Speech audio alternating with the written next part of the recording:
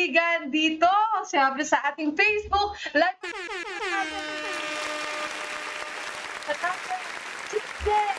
Sir na naman at pagkakasama na naman po tayo sa Tinig ng Consumer.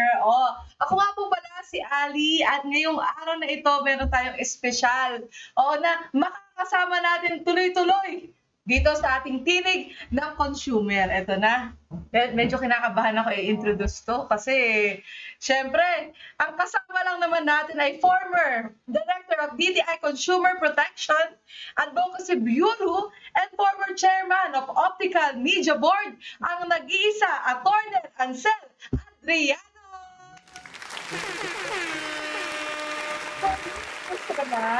Buti naman, Ali. Magandang hapon sa iyo. Magandang hapon din sa ating milyong-milyong taga-panood at taga-pakinig sa iyong Facebook Live. Maraming salamat, Attorney. Saktong-sakto kasi ngayon napakarami natin pag-uusapan, lalo na tungkol sa ating consumer. Siyempre, bilang dating director ng DTI, sigurado marami kang mai-share sa amin, di ba? Sana nga. Oo. Actually, nung time namin ni Director Danny, nung nasa FTEB siya, marami kami talagang mga pagsubok na dinaanan. Pero awa naman ng Diyos, naitawid naman namin ng maayos. Ito na nga. Siyempre gusto rin nating batiin. Babati muna tayo. Shoutout muna tayo. Kaya sa mga kasama natin dito, sana po ay matap nyo ang comment section at kung taga saan man kayo. Eto, marami na tayong mga kaibigan. Hello, Ma'am Lynn Constantino. Ayan, magandang araw. At syempre gusto nating batiin. Good afternoon din po sa mga taga-DTI. Kay FTEB Director Philip Sawali. Palakpakan natin. Kay Director.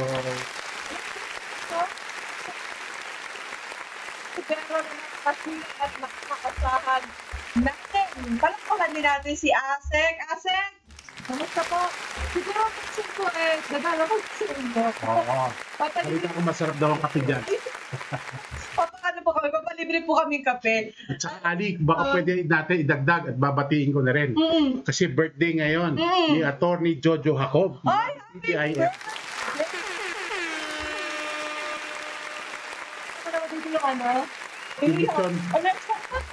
Saka inihaw na meron sila pinupunta ng ihawan dun Masarap ang mga pangadodol. Pusik. Baka naman. Torni. Beke naman. At syempre, gusto nating batiin lalong-lalo na ang ating Secretary Alfredo Pascual na umaalalay para sa kalagayan ng ating bayan. Maraming salamat. At hello, syempre, Secretary. Diba? Ay, naku, kamusta ka na? Okay naman. Busy at surviving pa rin. Nakakatuwa naman malaman yun. At syempre, ito muna bago tayo magsimula sa ating mga diskusyon. Gusto natin batiin muna yung mga kasama natin. Ito yung mga comments natin. Hello, G. Kawilan. Ito. Ayan. Hello, G.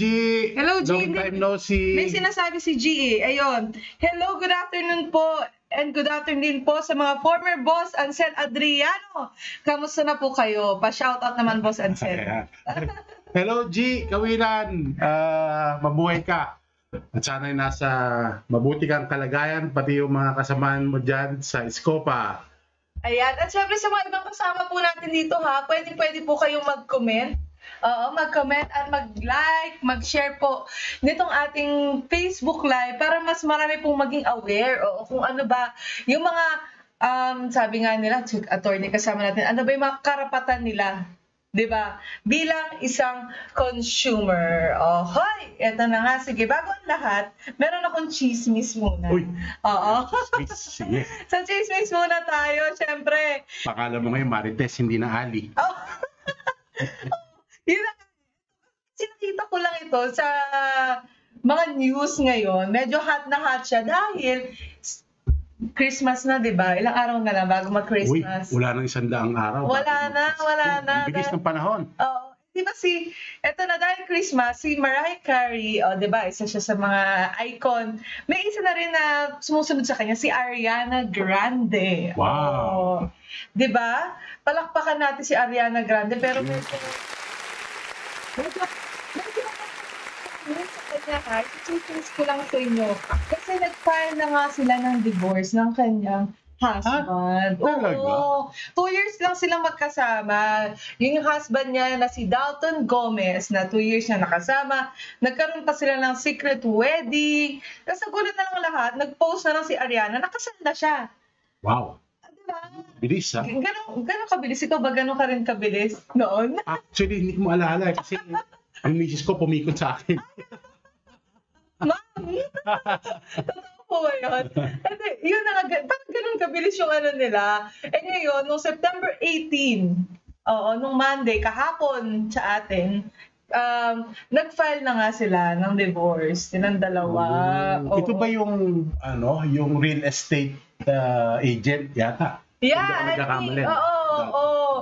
Grabe, nakakalungkot lang. May nakita pa kayong picture, di ba yung kasal nila? Sweet pa naman nila, no? Oo, pero ang maganda daw dito, nung pagpa-file nila ng divorce, parang nakikita sila, tapos parang mutual. May respect pa rin sila. Parang magkaibigan pa rin. Oo, they're good pa rin. Siguro may something lang talaga na hindi talaga nag-work out, di ba?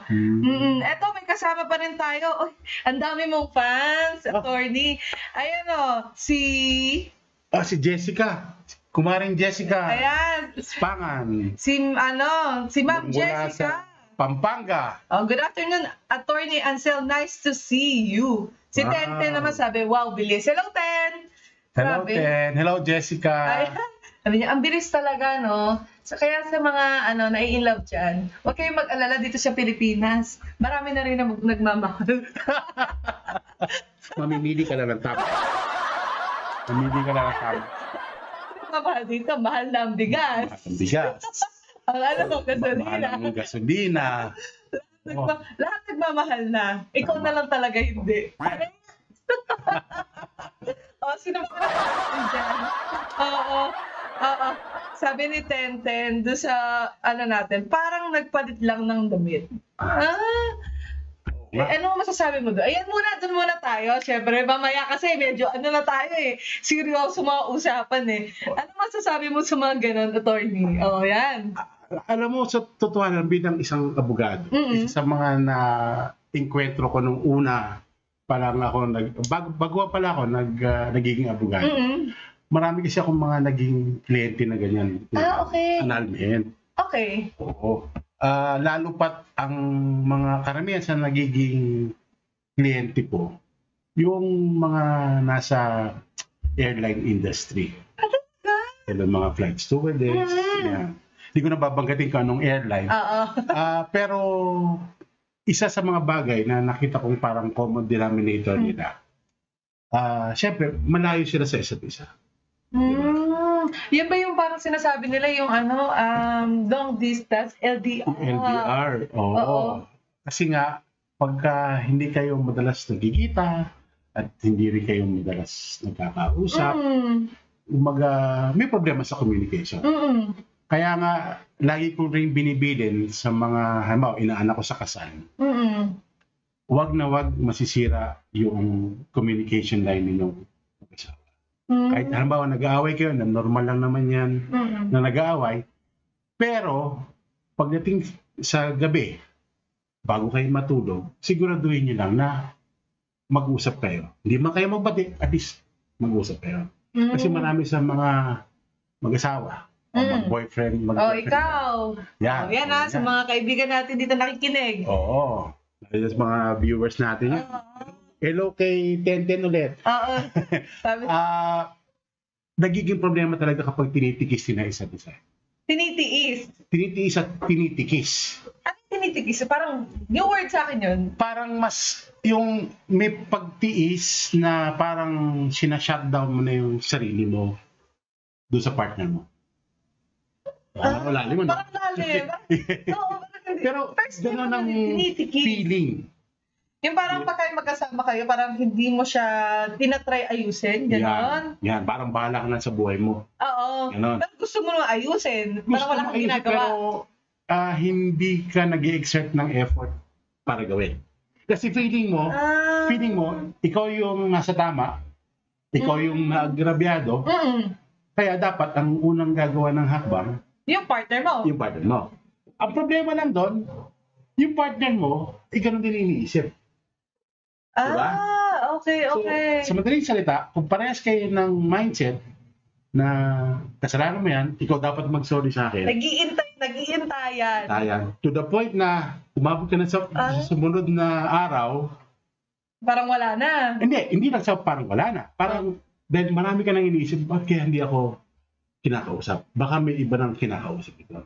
So, dadami na ngayon yung... Parang nag-overthink na. Yeah. Lahat ng mga babae. Oh. Yan. Yung mga lalaki ba nag-overthink ba? Siyempre, Bakit hindi naman? nag-overthink din kami. Kaya lang siguro hindi lang parehas yung ating ino-overthink. Wala. Luyaw. Tama ba? Luyaw. Hello, Good man. afternoon. Good afternoon sa inyo. Oo, lalim po ng binabaliwala, hindi nakakasalubong at wrong set of mind. Yan, naku, tama. Ayun, ganda ng explanation ni Ma'am Penpen. Kasi nga, marami nga sa mga couple na, lalo't yung mga, say, after 1 year of courtship, Yeah. magpapakasal sila, thinking na kilala na nilang isa't isa, sugod ka kagad at sige, magpakasal na tayo. May gano'n eh. Oh, may ganun. Diba? May isa nga akong kliyente, di ko nababanggitin ang kanyang pangalan, pero nagkainuman sila, Inuman lang. inuman. Oo. Okay? And then the following day, nag-decide sila magpakasal na tayo. Oh! And not surprisingly, after a few months, nag-file na for annulment. Few months lang ang nagtagal yung relasyon nila dahil lang yung bigla-bigla na Na-realize sila, teka, mukhang mali yata itong... sayang naman yung ano nila, yung ginastos nila sa kasal. Well, totoo yan, Diba? pero I guess more than anything else, ang sayang kasi doon, yung effort mo ba na pumunta doon sa ganung relasyon. Oo, no? At kung may dudugtong ko lang din, walang kinaibahan niya sa mga consumer eh. Okay, paano naman ikaw, paano dugtong yun, attorney? Ayan, halimbawa, may nakita kang bagay na gustong-gusto mo. Halimbawa, sa mga babae, halimbawa hiling ng mga babae. Makeup, bag, Sapatos, damit. Oo. Halimbawa, meron kang nakitang damit Okay. sa department store. Mm. Gustong-gusto mo yan. Okay.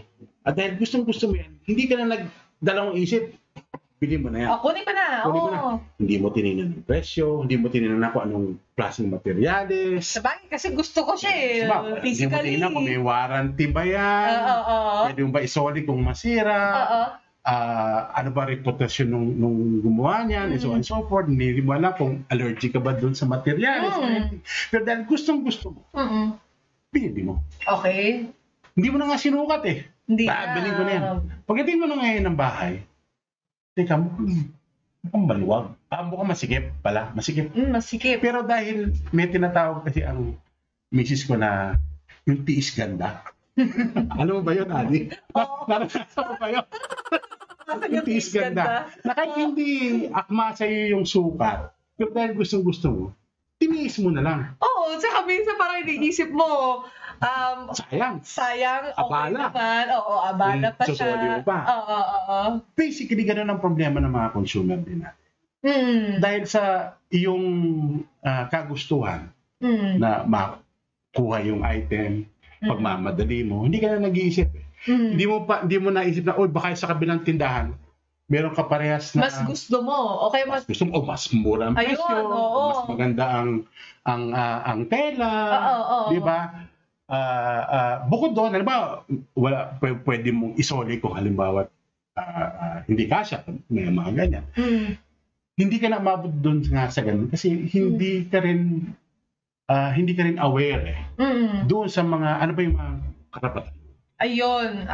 Speaking of karapatan, yan, dahil sakto-sakto, attorney, isa ka talaga sa makakapagpaliwanag sa amin kung ano ba ang karapatan ng isang consumer. Doon siguro tayo magsimula. Siyempre marami sa ating mga kaibigan dito na nanonood o kaya manonood pa lang kasi ito po pwede niyo po ito mapanood ulit after this live dahil nandito lang po yan sa ating Facebook page at siyempre pwede niyo pa rin i-like at i-share. At na, ano po ba, ayan, attorney, ang karapatan ng isang consumer? Yan. alam mo, marami ang sinasaad ng ating batas, particular na yung Republic Act 7394. Ito yung Consumer Act of the Philippines, kung saan nakalista dyan, ano-ano ba yung mga karapatan ng ating mga mamimili. Ayan.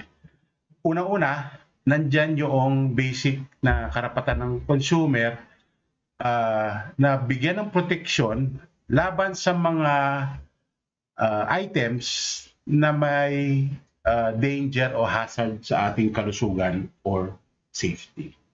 Paano po yun? Paano ko malalaman na ang isang bagay pala na i-consume ko bilang consumer ay may hazard sa aking kalusugan?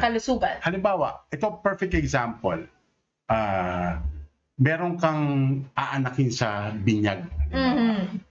Siyempre, kailangan bumili ka ng regalo. Okay. Pangit naman, mag-aanak ka sa binyag, wala kang dala. Di kakain ka lang. Sharon ka lang, palutin mo. Oo, diba?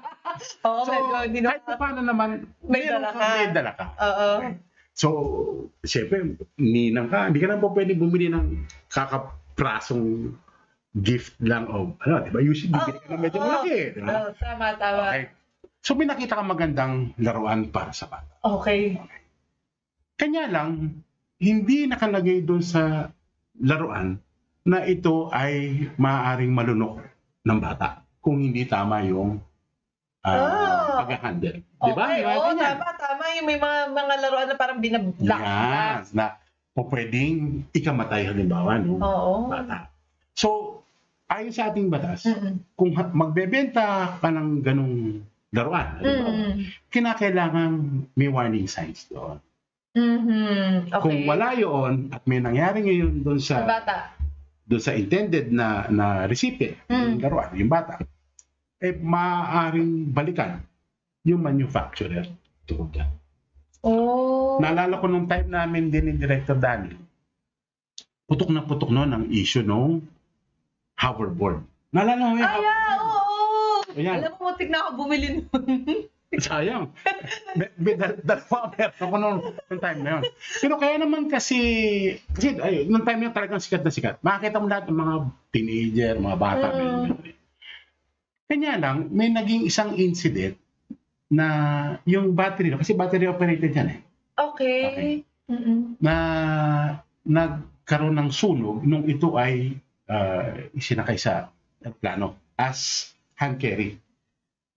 Sa aeroplano? Hand carry kasi. Nasunog yung hoverboard. Oh my God. Kasi may battery yan eh.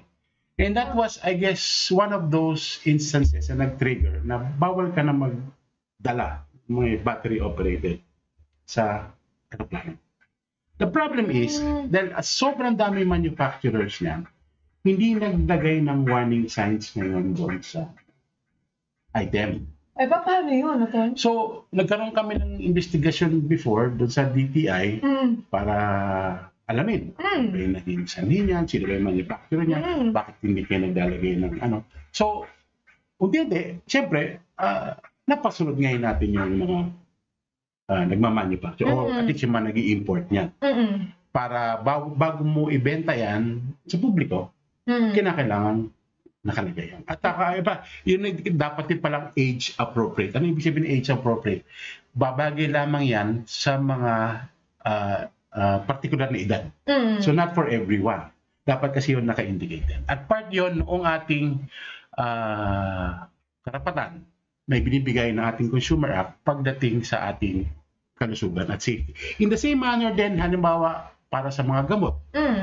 So, kaya mapapansin mo kung doon sa mga indications ng gamot, kung ano yung mga possible side effects. Kasi kinakailangan ilagay din nila yun. Halimbawa, iinom ka ng masakit ulo mo. Masakit ulo ko, inom ako ng paracetamol. Pero hindi lahat ng paracetamol babagay sa'yo. Kasi may mga tulad niyang gamot, say may aspirin for instance, na baka allergic ka doon. Kapag ininom mo, biglang lumubo ilong mo. Mga ganyan. O lumuwa yung mata mo. So, kinakailangan nakalagay yun doon na kung may allergy ka, mawawaring yan ka, hindi po pwede sa akin. Kailangan humanap ka ng ibang ibang gamot. Para pala sa mga pagkain, minsan pagka Yan. Tama. pumunta ka ng supermarket, di ba? Tapos tumitingin ka ng mga pagkain, nakalagay ito, gluten-free. Yan. Tama. Pati sa restaurant, pagkakain ka, Okay. di ba, hindi sa man nila lahat, pero may mga Chinese restaurant tayo na naglalagay ng MSG o veggie. Okay. Eh di ba marami sa atin ang ayaw ng MSG. MSG, Oo. veggie. So, they would have to inform yung kliyente mo, yung kliyente ng restaurant Mm. na itong pagkain to may ganito. Mm. Pag di mo sinabi at nagka-problema ka o nagka-allergy ka, nagkasakit ka, hospital ka, you can go back against the Okay, so attorney, dito sa Republic Act na to, pagka ikaw may nabili ka na isang produkto na walang label, Yan. pwede mong balikan. Pwede mo balikan. Pero paano sila magrereklamo? Ayan. Well, maraming paraan at marami ring ahensya na tinutukoy ang ating Consumer Act kung saan maaari kang tumulog ng iyong sumbong. Siyempre, the first thing that comes to your mind, yung Department of Trade and Industry. Okay, DTI. So, pag may issues ka sa mga binili mong produkto, halimbawa, maaari kang at hindi ka satisfied at nagkaroon ng bumili ka ng kotse, for instance, tapos lagi ka pinabalik-balik dahil sa repair hanggang sa hindi na magawa. So, pwede kang tumulog halimbawa sa DTI. Pero, hindi kasi lahat ng problema ng consumer sa DTI babagsak. Oh, okay. Halimbawa, Okay. may nag-alok sa'yo ng uso ngayon cryptocurrency. Oy, crypto. Oy, sa Diba? mga nag-crypto dyan. Yeah. Tama, uso yun. Saka parang lahat halos ng mga platform, meron silang kanya kung paano mo mapapalago ang iyong pera through cryptocurrency. Ang problema rin dyan, dahil marami sa atin ang hindi rin alam kung paano napapatakbo yan, agad-agad silang nasisilaw doon sa paglago ng pera. Wala yung kinaiba niya doon sa mga nadadali sa mga online scam. Ayan. Yan, Marami. di bang mga double your money, di ba? Oo. Alam naman natin, marami tayong mga kababayan na bibiktima na dyan. Pero, Yung too good to be true. yan. Na parang, bigyan kita, ano ka dito, invest ka dito. Yung yung parang yung piso mo magiging 20 pesos o 50 pesos. Tama. Mm-mm. So much so na yung mga kababayan nga nating naapektuhan dyan, dahil tingin nila, consumer din sila. Sa DTI ngayon, sila magsusumbong. Oo. Pero hindi kasi dapat sa DTI. Pagka ganun, saan sila dapat? Doon ka magrereklamo sa Bangko Sentral. Okay. Oo, sa mga financial services. O halimbawa, may reklamo ka sa network provider mo dahil lagi na lang nagda-drop yung signal sa lagi wala cellphone mo. internet. Lagi wala internet, di ba? Sa kabila ng bayad ng monthly dues. Oo. Saka nakakainis pa minsan na toy. Kunyari, bayad ka naman ng bayad. Tapos may time na nakalimutan mo lang. Puputulan ka. Pumutulog ka. Hindi mo pa naman warning. Pero, hassle. pag sila ang nagka-problema, halimbawa, nasira yung kanilang tore, Yes. nawalan ka ng signal, di syempre di mo magamit, di ba? Pero ang bayad mo sa kanila, buo pa rin. Oo nga, ganun. Di ba? Nasa bayad. Kaya ang mga pobreng kababayan ngayon natin, gusto na magsumbong, kaya akala nila, sa DTI pa rin sila magsusumbong. Oo. Pero hindi sa DTI. Kasi hindi nila alam Wala Hindi silang nila alam. knowledge. Oo. Pag ma-issue kasi ng ganyan, sa NTC sila magsusumbong. NTC naman. National Telecommunications. Ito kasi lang ang isang malaking challenge para sa ating mga consumer. Kasi hindi lahat ng problema sa DTI babagsak. Dahil maraming ahensya ang sumasakop sa consumer issues. Isa lang ang DTI sa napakaraming ahensya ng pamahalaan na tumatanggap at tutugon sa dinudulog ng problema ng ating mga kababayan. Sabi ko nga, nandiyan na NTC, na maaaring nandiyan din ang Department of Agriculture, Tama. nandiyan din ang Bangko Sentral. Marami yan eh. Oo, Marami kasi yan. parang depende kung ano yung nabili mo. Depende kung O, yan, anong serbisyo yung kasalukuyang Parang inabil mo. Yan. Oo. Ngayon, sabi ko, hindi lahat ng problema ng consumer sa DTI babagsak. So, una-una, kailangan malaman mo na ano ba yung anong binili mo o anong serbisyo inabil mo para malaman kung saan ahensya ka. Oo. So, yun guys, lalo sa mga tagapakinig natin dito ngayong araw, kung kayo po ay merong mga reklamo o gusto pong itanong sa amin na mga issues, ito pong tinignan ng consumer, sabi nga ni attorney, is parang way to connect dun sa mga agencies ng ating gobyerno. Not only DTI, and yung mga NTC, Agriculture, Department of Agriculture. Basta marami po yan eh. Depende talaga kung ano po yung inyong narereklamo. Kaya minsan talaga, kung hindi mo alam yun eh, kung ako si Juan, di ba si Juan de la Cruz. Ordinaryo ako na tao na mamimili, namamasada, sa pang-araw-araw ko. Pati ba naman pamamasada? Gugulat naman ako pag hinayaan ka mamasada ng ganyan itsura mo. Ganito. Lahat na nasasakay doon sa bus mo. Masyali! Hindi. So, ngayon, attorney, yung pamamasada kasi na yan, ano ngayon eh, big issue lalo na tumataas yung gasolina natin. Yan, sabi mo nga. Gasolina. Kung issue ka naman sa pagtaas ng presyo ng gasolina, hindi ka na sa DTI pupunta. Doon ka pupunta sa DOE. Department of Energy. Hindi ba, ano naman masasabi mo dun sa, kunyari, pagtaas ng mga gasolina, ganyan. Ngayon, sa kasalukuyang, sitwasyon dito sa Pilipinas. Alam mo, sadya nakakalungkot. Kasi kung halimbawa tayo na nandito, pwede nating masabi na kahit papano, kaya nating indahin. Totoo.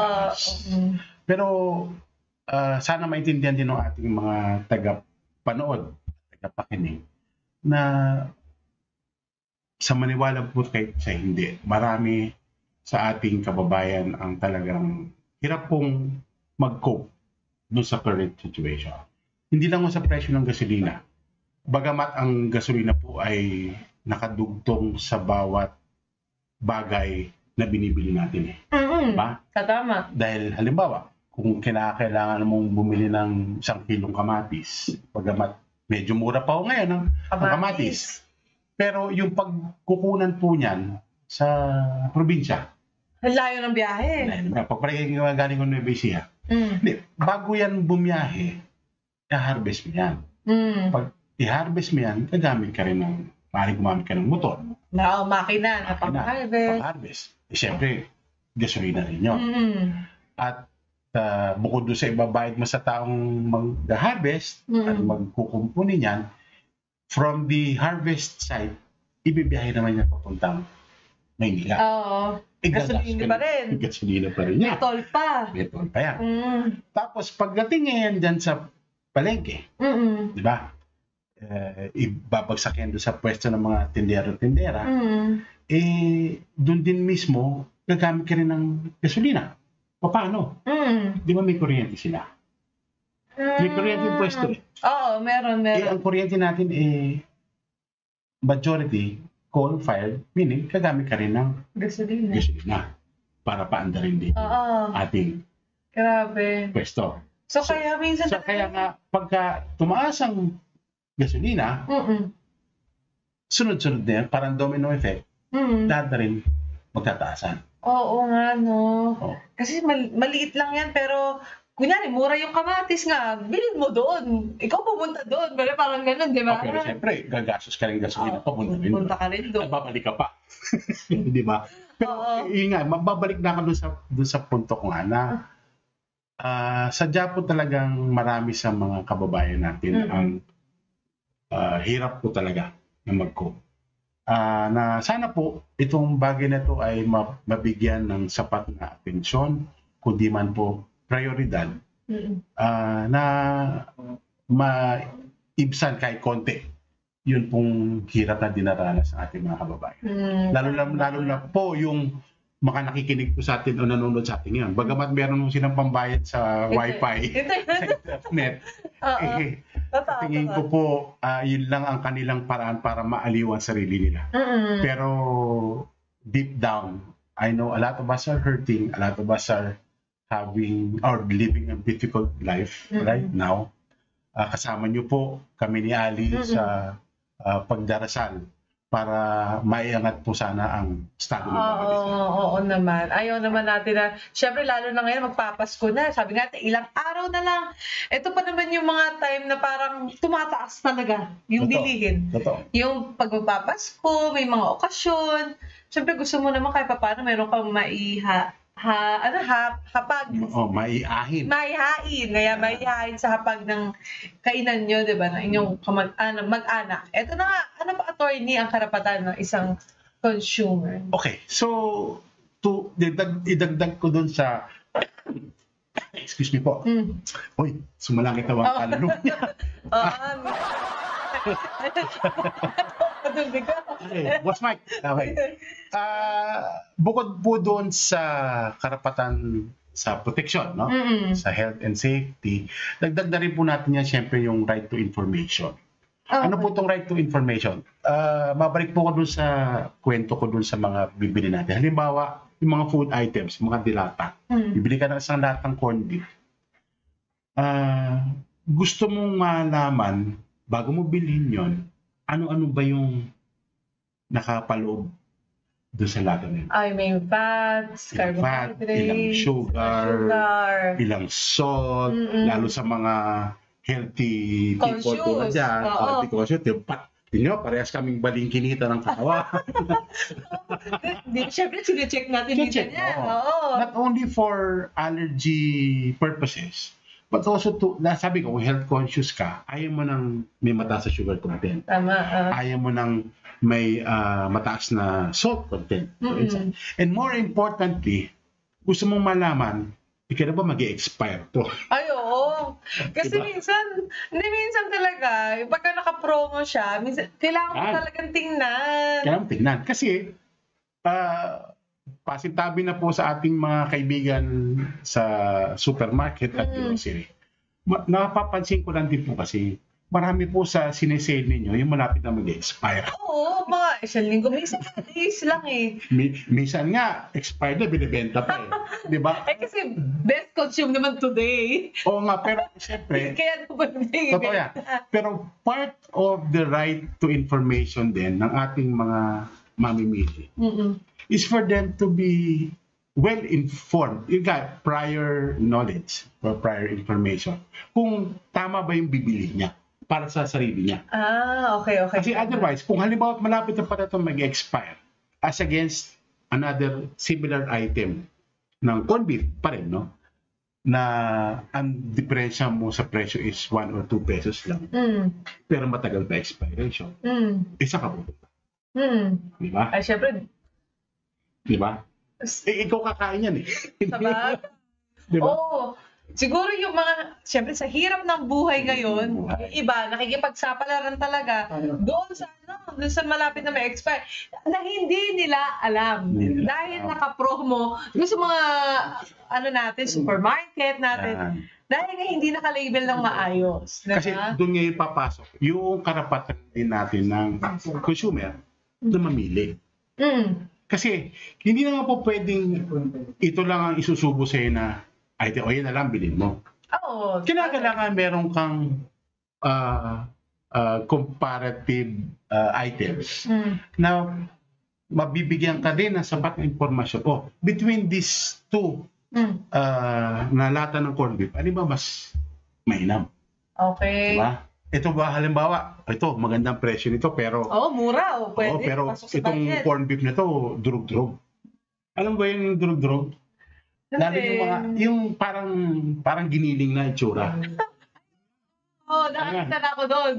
Diba? Tapos, as against another corned beef na sabi nila, yung Nakas- mahaba yung bibla. Oo, Yeah. iba, magkaiba Kasi yun. may preference tayo eh. Oo. So, halimbawa ang presyo niya parehas. Mm. Pero mas gusto mo yung talagang karne ang lasa. Nandito ko sa ibla. Hindi ko sa ibla. Kasi doon siya na durog-durog na baka may kung ano halo. Tama. Oh, may Diba? ganun na eh. Importante nga kasi yung right to information ng ating mga mamimili. Mm. Para mabigyan din sila ng sapat na basihan between the two items, saan ba siya dapat kikili. Not necessarily because of the price. It could be because of the quality. Ayan, oo nga. So, ayan, napakadami po nating nalalaman, sa ating mga consumer na nakikinig ngayon. Ang una nga, ayan, i-review muna natin. So, yung right to protection natin, no? Protection. Against hazard. Hazard. Safety. Yung right to information. Mm-mm. Sumunod na nga doon, yung right to choose. Mm-mm. Okay. At susunod naman po dyan, yung right to representation. Representation. Paano yan? Paano ba yung right to... Representation. Isa siguro sa madali ang ehemplo na may bibigay ko. Nung nandun kasi pa ako sa DTI, ang aming bureau, ang siyang nag-accredit kasi ng mga consumer groups. Okay. Ito yung mga organisadong civil society organizations na ang kanilang sabihin nating advokasya ay yung karapatan at proteksyon ng mga mamimili. So once ma-accredit sila, they now become part of the decision-making process. Pagdating halimbawa sa mga polisiya na ilalabas sa departamento o di kaya naman sa mga say batas na ihahain sa Kongreso, pati sila noong decision. Kasi importante rin yun para naririnig din at nararamdaman ano ba yung totoong pulso ng bayan. Hindi kasi po pwedeng tayo lang halimbawa, o kami lang noon, nung kami nasa gobyerno, kami lang magpapasya o itong para sa consumer. Ito lang yung regulasyon natin. O kasi parang may dahil sa pag-ikot nyo lang, ayun naririnig nyo lang, napagsama-sama nyo, gagawa kayong policy. Nababasa mo sa Facebook lang halimbawa, o napapanood mo sa YouTube. Gagawa ng policy, hindi pala ganon. Hindi ganon. Kinakailangan kasi yan na manggagaling talaga sa baba. Mayroon kang planong ganitong plano. Ibababa mo yan sa kanila, o ano ba tingin nyo kung halimbawa maglalabas kami ng ganitong circular. Okay. Bigyan mo sila ng pagkakataon na basahin. Bigyan mo sila ng pagkakataon na ilabas ang kanilang saloobin kung payag ba sila dyan o tututol sila. Paano yun, attorney? Nagkakaroon ba kayo ng forum? Kunyari, ako, isa akong advocacy group na pupunta sa DTI, sa bureau nyo dati.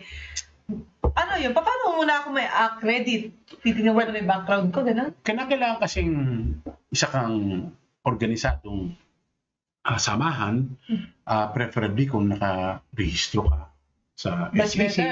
Much better kasi kinakailangan mo ng legal standing.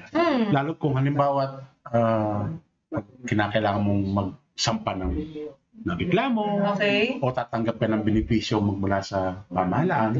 Importante na meron kang registration mula sa Securities and Exchange Commission. Diba? Mahalaga na meron kang registration. Plus, siyempre, yung defined na officers mo.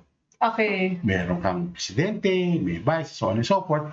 Also for accountability purposes. So, halimbawa, bigyan ng DTI itong organisasyon mo. Kanya lang walang iya pala iba itinakbo pera. Oh my God. Sino mananagot? Sino? Yung presidente. Kaya ayoko magpipresidente. Hirap na. But seriously speaking, importante ko kasi talaga na meron kang suporta ng stakeholder mo. Para kung halimbawa ipapatupad mo na yung ipinasang polisiya o circular, no? Wala nang mga magiging pagkontra. Kunyari, ito lang tanong ko lang personally, kung may isang advocacy group, gano'n naman katagal bago sila ma-accredit ng DTI? Hindi naman ganun. Lalo't kung kumpleto ang papel. May buwan ba yan? May years? Hindi naman siguro. From our experience, Okay, no more than 3 months. Talaga? Mabilis lang naman. Basta kompleto lang yung papeles mo. Ikaw mo lang, So very open pala si DTI to communicate with oh yes. sa mga advocacy groups Yeah. natin para sa mga policy na gusto nila. Kasi people would have to remember, naalala ko sinabi ni dating Director Danny, lahat ng tao, mahirap o mayaman, nakapwesto, hindi. At any given time, ay naging isang consumer. Diba? So, Tama. lahat tayo, apektado. So, importante rin naman, hanggat sa maaari, ma-involve mo lahat, maging inclusive yung inyong governance. Yun na nga, di ba? And then, yung pinakahuli naman na karapatan, ito pinaka-importante, yung right to redress. Ano yung right to redress? Hindi po yan yung susot ulit ng damit. Oo nga eh. ito po yung binibigay na karapatan sa ating mga mamimili. Na kung halimbawa hindi ka kontento o meron kang reklamo doon sa iyong biniling item o serbisyo na inavail, ay maaari kang dumulog, magreklamo, at mabigyan ng kaukulang tugon yung iyong reklamo. Halimbawa, sa DTI nga, meron yung 3 R's na tinatawag as the right to redress ng ating mga mamimili. Ano yung 3 R's? Ito yung repair, refund, or replace. Okay. Yan. Ano ibig sabihin yan? Halimbawa, bumili ka ng cellphone. Yan, bumili ka ng cellphone. Hindi, wag na cellphone. Medyo, masyado mahal. Bumili ka ng plancha. Okay, plancha. Hindi kinakailangan mong planchahin yung iyong redress. Redress. Okay. So, pag tuwan-tuwa ka dahil mura mong nabili. Oo. At maganda naman yung pagkaka-demo sa'yo. Sa kapalot niya, maganda. Kaya kapag dating mo ng bahay, sinaksak mo na, at nung testingin mo na doon sa iyong damit, imbis na uminit yung base, ang uminit yung hawakan. Oh my God. So sa madaling salita, may diferensya ngayon yung plancha. Binili mo. Oo.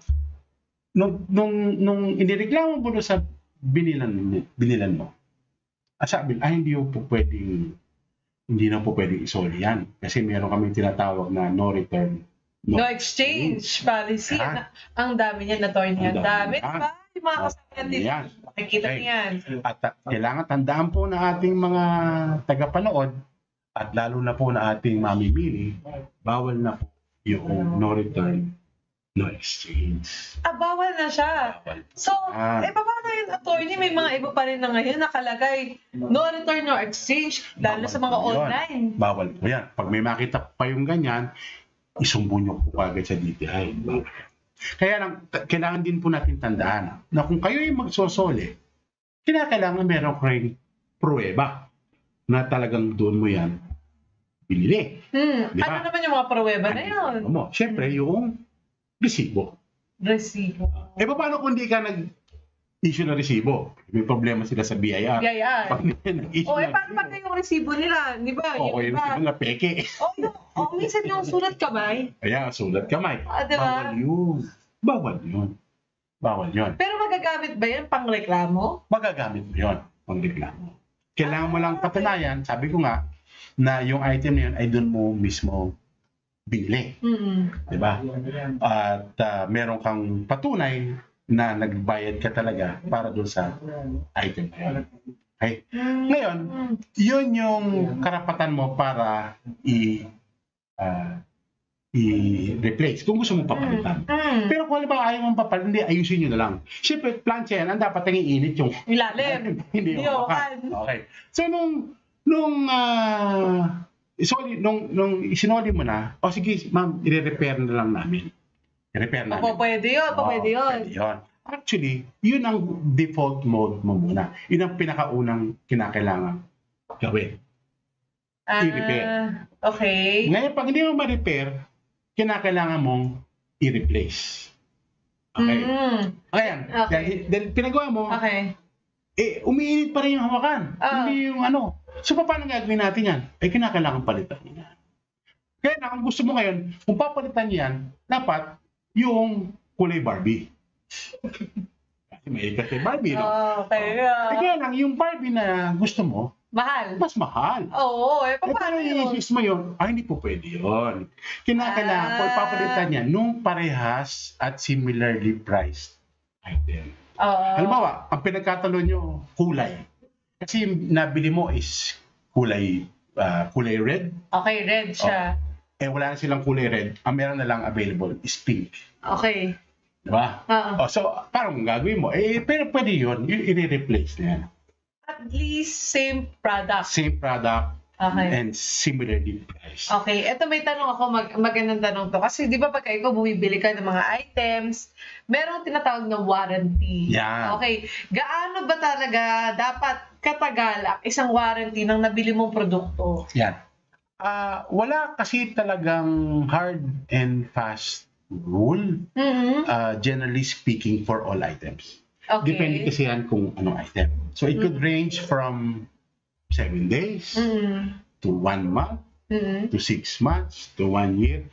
And usually, kung mas mahal ang produkto, mas mataas ang warranty. Okay. Pero yung minimum, meron bang rule na gano'n? Actually, wala talaga. naman talaga eh. Kasi depende, kunyari, yung gatas, no? Or Oo eh. And usually, kung gatas naman, ang pagbabasihan mo yan, yung expiry date naman. Oh. So, but I guess you have to look into yung reasonableness ng warranty as against the item. Halimbawa, bumili ka ng 65-inch na TV. Okay, laki Ang halaga is palagi natin 120,000. Okay. Pero ang warranty mo 7 days. Tingin ko, well, to my mind, I think that's unreasonable. Okay. Siyempre, kung gano'n na, huwag mo na lang bibilin. Bibili ka na lang ng iba. Look for another store with the same item but with the longer warranty period. Warranty. Eto naman, kunyari, ikaw nagreklamo ka. Tapos, yung product, nasira siya within, kunyari, 7 days. Pero hindi mo na ibalik agad kay reseller, kay seller. Hindi mo. Tapos nasabi mo sa kanya, syempre, sabi mo ngayon ka lang nagkaroon ng time na after 7 days. Ngayon ka lang nakapunta doon sa tindahan niya ulit na, uy, ito nasira yung binili kong kunyari, cellphone. Ma'am, yung warranty, pausuna ganyan. Ba't hindi mo agad binalik? Nasabi ni seller, hindi na yung po pwede. Ganun ba talaga yun, attorney? Actually, well, that's a sad part. For as long as you have been informed beforehand, meaning bago mo binili, nasabi sa'yo, ito lang yung warranty period, at lumampas na, pagpasa Diyos mo na lang yung... Okay. So, kailangan maging responsible din yung ating mga consumer. Pagka meron silang pagka sinabihan sila ng warranty, mga labels, gano'n. But it would be different. Halimbawa, kasi bumili ka ng... ano ba itong yung diffuser, yung may candle? Alam mo yan? Hindi mo usap. Yan. Usually kasi diba may maganda naka-box, merong may brand, diba? Yung iba kasi talaga, in the box itself, naka-state din yung warranty. Alam mo, 6 months. Halimbawa lang, 6 months. Pero, unfortunately, yung tindera, hindi alam. Okay. And this actually happened. So, nung tinanong ng buyer, yung seller, gano'n ba katagal ang warranty ito? Ay, ma'am, 1 month lang yan. Okay. Bumalik ka after 1 month. Nakita mo rin yung seller nagsabi siya 1 month. Ay, ma'am, wala na, paso na yan. Ano masusunod? Ano nga masusunod? Yung nasa box? Yung nasa box. Ay, gano'n. Kasi yun ang mas pabor pati doon sa consumer. Ay, ganon. So, kahit pala sabihin ni seller, lalo na yung may mga... Babaguhin mo yung ano. Oh, dahil naka-label, di ba? Oo. Yun ang isa sa karapatan mo dahil Yes. labeled siya na kunyari isang 6 months, sa sinabi sa'yo 1 month, anong pala yun? Void pala yung 1 month na sinasabi. And in an analogous situation, similar situation, halimbawa nasa grocery ka, and ito maraming beses na rin nangyayari ito, nakalagay yung presyo niya doon. Halimbawa, bumili ka ng ano ba mo? Sabon. Nakalagay doon ang presyo niya, isang sachet is 750 lang. Okay. 750. Kinuha mo. Dahil gusto mo naman yung presyo. Pagdating mo na ng counter, magbabayad ka na. Lumabas, nung pinunch na, lumabas, 850. Eh ma'am, kasi sa computer namin, na-computer eh. Tama naman, di ba? Ito lumabas. Scan lang naman siya. Pero ang price tag niya is 750. Ang tanong, alin ang masusunod? Alin? Yung nasa computer nila o yung price tag? Naka-price tag. Yung nasa price tag ang masusunod. Okay. Kasi meron tayong tinatawag na price tag law. So kung yun ang presyo nung time na ibinebenta sa'yo at kinuha mo at nag-accept ka by getting the product, dahil alam mo 750.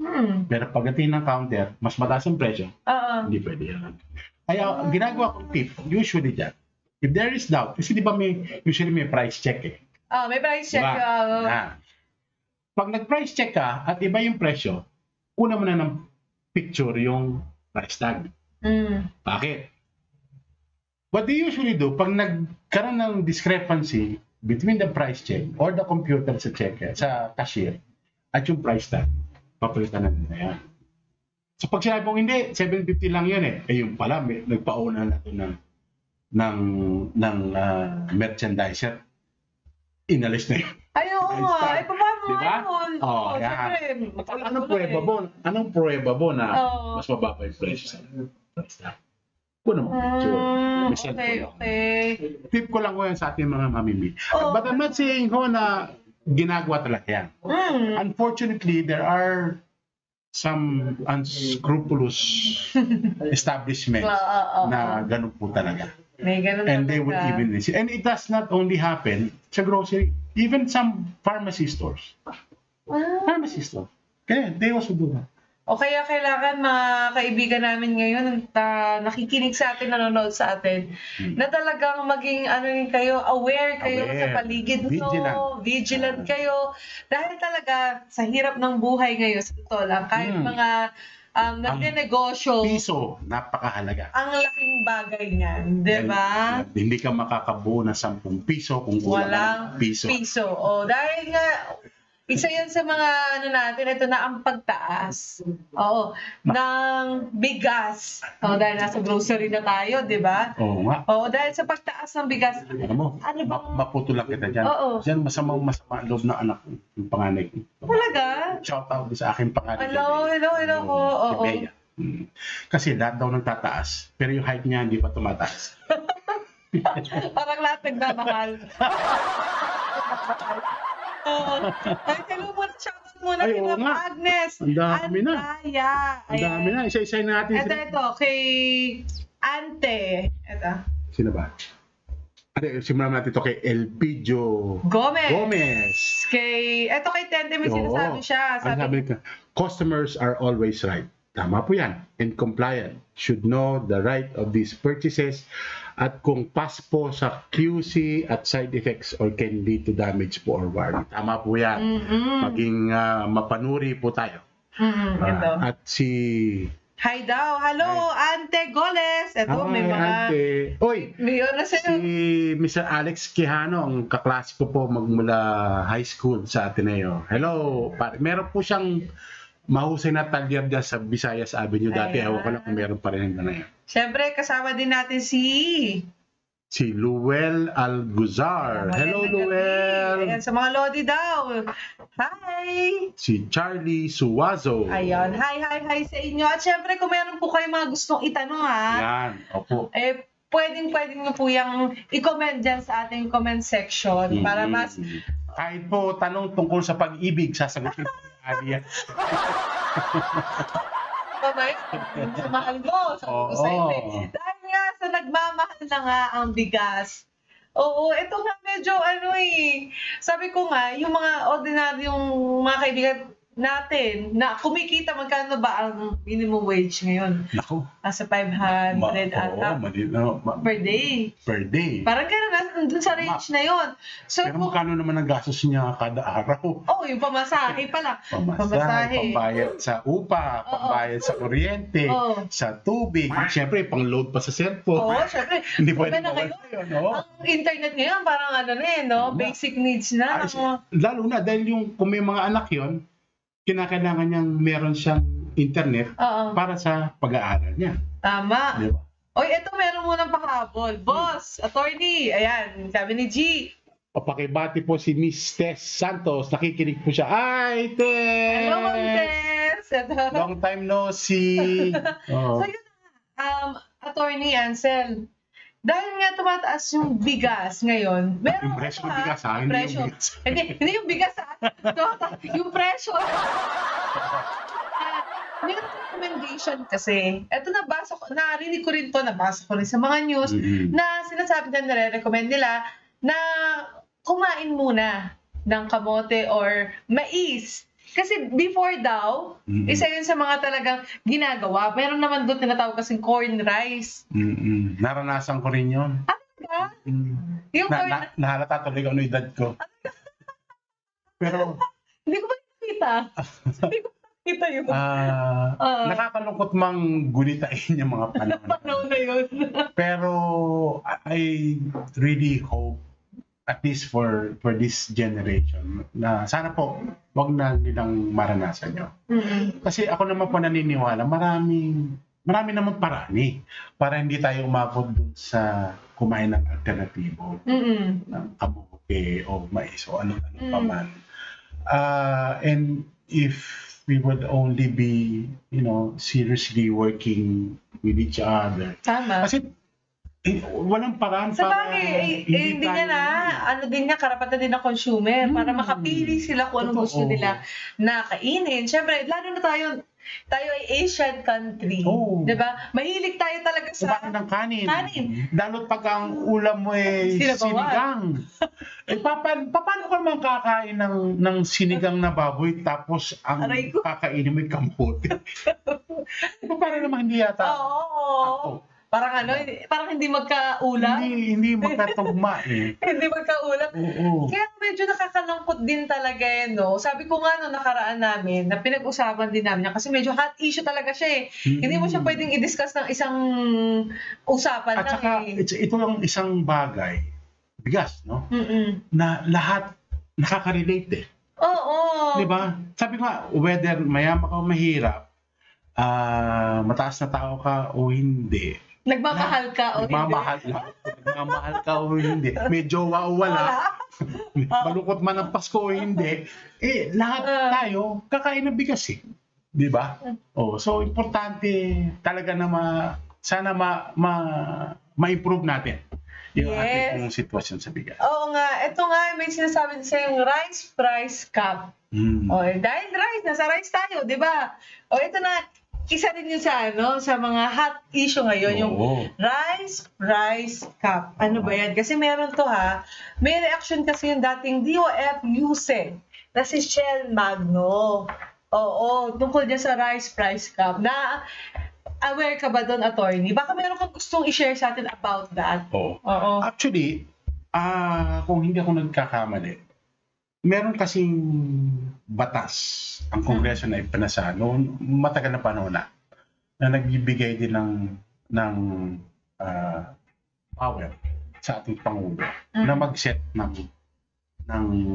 price ceiling. Ika nga, yung takdang presyo, lalo pagdating sa bigas, kung may mga... I'm sorry, I didn't quite catch that. Si Shiri? Hey, Siri, keep quiet. Sorry po. Si Shiri. Nakakaintindi. Ano ha? Hindi siya kumakain ng bigas, pero naiintindihan ni Siri yung Oo. problema sa Pinas. Parang, ayan ko. So going back, meron kasi kasing Republic Act, meron tayong Republic Act ko kasi na 7581 na ipinasa po nating Kongreso at kaakibat po nito yung Joint Administrative Order number 1 series of 1993 na nilagdaan po ng Department of Trade and Industry, Department of Agriculture, DOH, DNR, kung saan binibigyan nga po ng karapatan ang ating pong Pangulo na mag-set po ng price ceiling pagdating po sa mga basic necessities at prime commodities. Ano po ba yung mga basic necessity na yan? Ito po yung canned fish tulad ng sardinas, processed milk, coffee, laundry soap. Siyempre, lahat tayo kailangan maglaba. Naglalaba. Oo, lalo pag nagre-redress ka. Diba? Detergent, kandila, bread, at asin. Yun po yung mga basic necessities. Hindi ba kasama dyan yung internet? Hindi. Sadly, kasi nang pinasa ko itong batas na ito, wala pa Wala akong pang internet. Oo. Sana marinig po tayo ng ating mga kongresista. Baka panahon na po. Diba? Hindi totoo. Tama yan. Diba? Kasi lahat gumagamit sa internet, dapat yung ating mga anak na nag-aaral. Nag-aaral. So, basic necessity na po siya.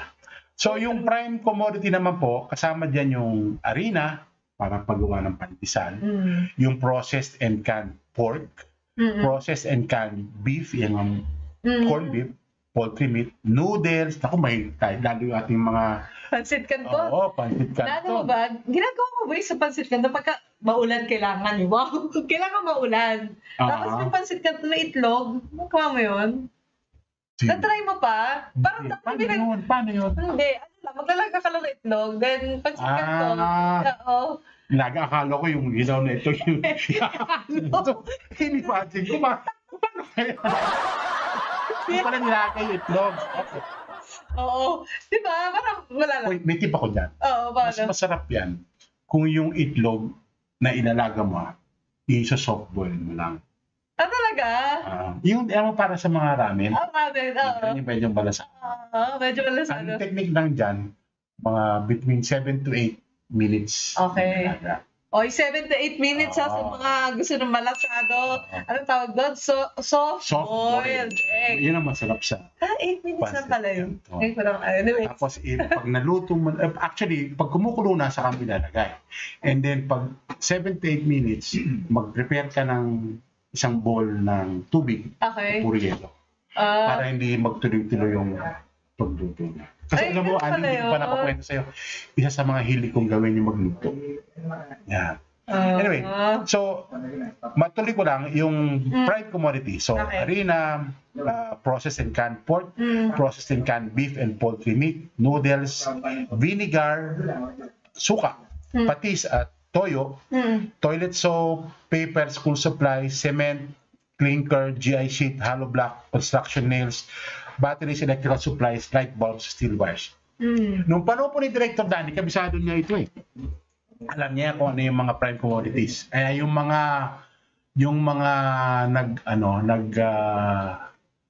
gumagawa ng paraan para artificially tumaas ang presyo. Oo. Ito, yan po ang inuhuli ni Director Danny Oh, wow. noong panahon niya. Oo, eto muna. May babatiin tayo. Kasi eto Eto, kay Lawrence Gitones, sabi niya, pabati naman ang idol ng happy 2 years anniversary kay Marlene Suarez Luzon. Congratulations, 2 years. 2 years na sila. Mas mahaba sila kaysa kay Ariana Grande. Kasi kanina yun ang mga natin, di ba? Yung mga Congratulations sa kay Lawrence Gitones. Again, happy anniversary sa inyo ni Marilyn Suarez Luzon. Eto na. Ay, Ben! Hello! Kaya kaibigan natin all the way from Hawaii na nanonood ngayon. Hello! Sir Ben Maui! Hi! Hello! Diba? Mga kaibigan natin dyan sa Hawaii. Magandang araw. Eto. Meron tayong moon patch ngayon. VIP tayo Oo, may papapatch. Nag-i-improve na yung ating May papapatch kami dito. programa. Susunod mga Kasi ito yung mga sponsors na rin tayo. Ito muna, ito. Ay, kagandahan niya, pag susunod ito, may talent fee na rin tayo rito. Oo, meron tayong kaibigan kasi from fire department din. Ang dami niya akong Ay. pinapaba.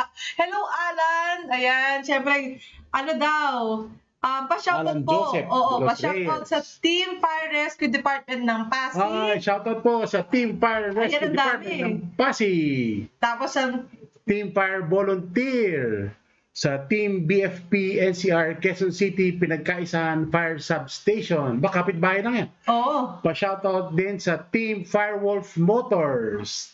Ang dami Dami, shoutout ah. Team Fire Zack Volunteer na nanonood din sa atin daw ngayon. Sa Pasig, ayan, mga kaibigan natin talaga sa Bureau of Fire. Magandang araw po, Pasig Elite Volunteer. At syempre, ayan, sa lahat ng mga kasama natin, ayan, BFP, ano to? NCR Quezon City Talipapa Substation. Ayan, maraming Ah. salamat sa mga kaibigan natin. Ingat po kayo lagi, ha? Oo, lalo na mga... Kahit po hindi na Fire Prevention Month, may mga insidente pa rin. Lalo na yung maglalagay ng mga Sunog. Christmas lights. Yan, naku. Okay, Gusto mamimili na naman yan. Oo, dahil magpapasko na. Marami pong nagkalat dyan ng mga Christmas light Oo. na substandard Mm. at madaling masunog. Sabi ni Lawrence, salamat po sa pagbati kahit mahal ang bigas.